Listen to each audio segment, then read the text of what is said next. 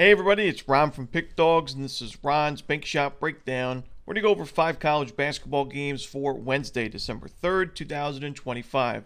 Now if you like this video, make sure to hit that thumbs up button and subscribe. Put your picks in the comment section below. And if you're looking for my best bets, the games I love the most, including my daily Bank Shot best bet in college hoops, you can find those at the Premium Picks tab at pickdawgz.com. There's also a link in the description. Alrighty, here we go. Here are the games for Wednesday in college basketball. First up, we've got a conference game in the Southland between UT Rio Grande Valley and Stephen F. Austin. This one is 7 p.m. Eastern. It's going to be on ESPN+. Now, these teams met twice last year, and the season series was split with the home teams taking the W's. SFA and their home win over the Vaqueros won 85-75. I honestly could see a similar final score in this meeting at home for SFA. They've played 3 home games so far this year. Easy W's.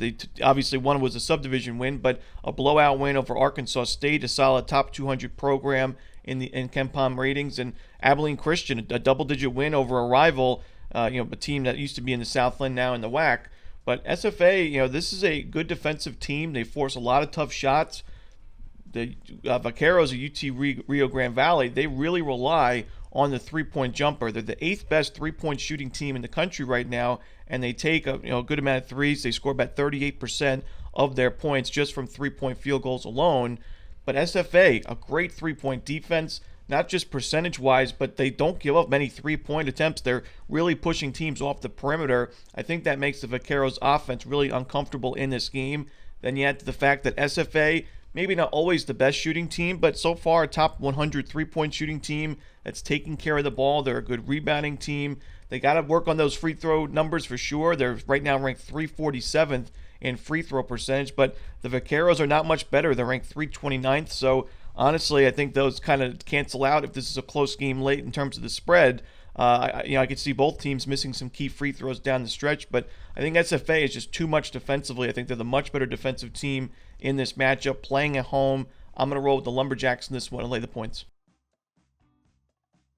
Next up, we've got Louisville and Arkansas. This one is 7:15 Eastern. It's going to be on ESPN.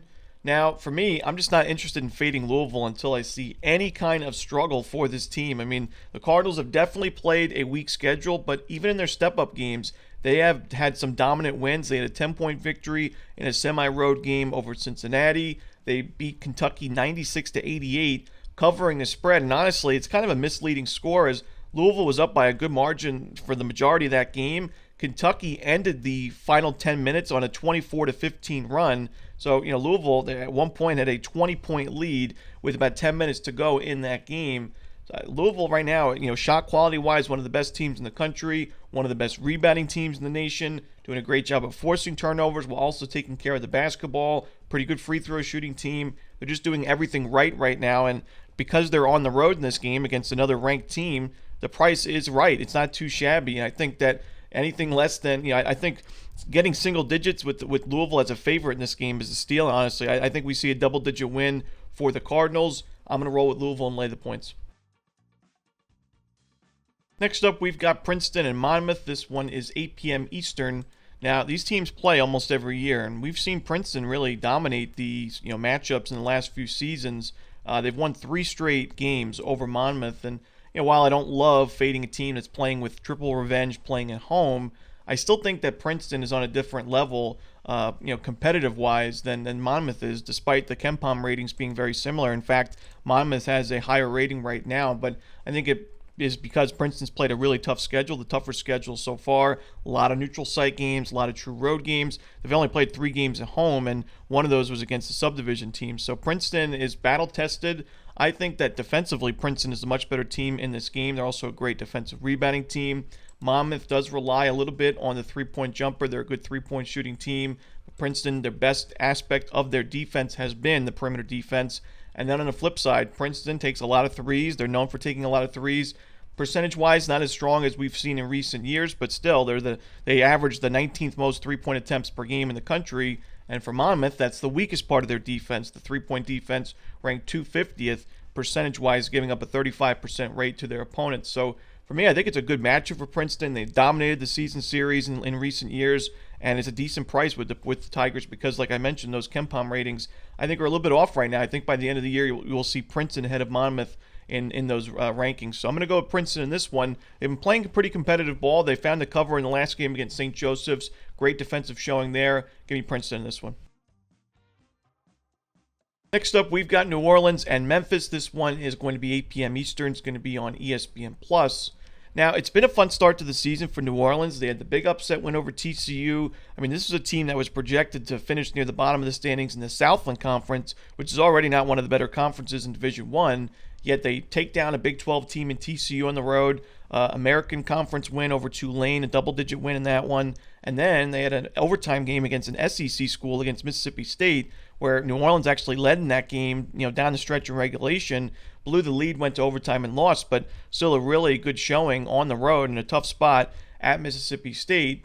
But the last game against Texas Tech, I think they were really exposed in that game. And I'm a little bit worried about the Privateers in this matchup. In the second half of that game, and definitely it was a grueling schedule last week for New Orleans. They played a lot of road games. They played all over the country. They were on the West Coast against Pepperdine and Fresno State. Then they went to Mississippi State and Texas Tech. But still, beyond that, the offense, this has been a team, it's been pretty balanced, good defensive team, but not too shabby in the offensive end. The offense fell off a cliff in that second half against Texas Tech, and the recipe for success against New Orleans looks to be stop that backcourt and push this team off the perimeter, and you're not going to give many points. I mean, this front court is just not consistent enough scoring-wise to get the job done. And Jacavian Buckley and Colton Benson, two good shooters. Benson's right now 42% from three-point range. They did basically nothing in the second half of that game against Texas Tech. And Memphis, a Penny Hardaway team that can play well defensively, I think will have the solutions defensively in this game. I don't think New Orleans does much of anything scoring-wise. I think they're held in the 60s, maybe even the 50s offensively. And this is a good spot for a Memphis team. It's played a really tough schedule and obviously has a bad record on paper, but it's played Purdue, Wake Forest, Ole Miss. This is a good spot to pick up another feel-good blowout win like they did against Southern Illinois. I'm going to lay the points here with Memphis at home.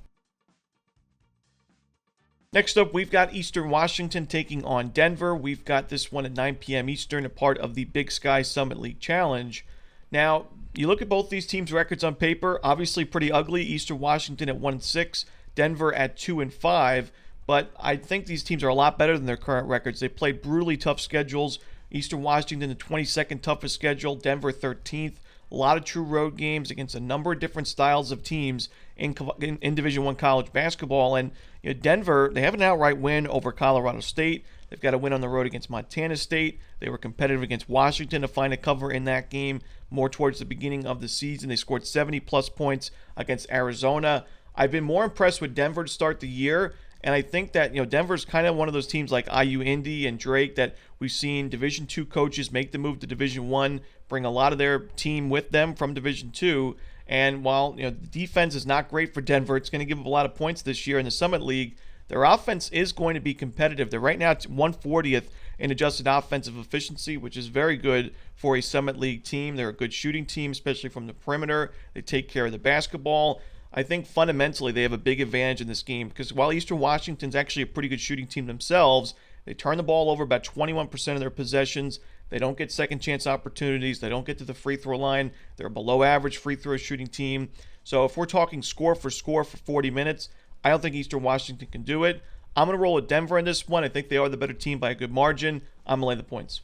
And that's it. Those are the games for Wednesday in college hoops. Hope you enjoyed this video. Again, if you're looking for my best bets, you can find those at the Premium Picks tab at Pickdawgz.com, and there's a link in the description. As always, this is Romanelli. Good luck.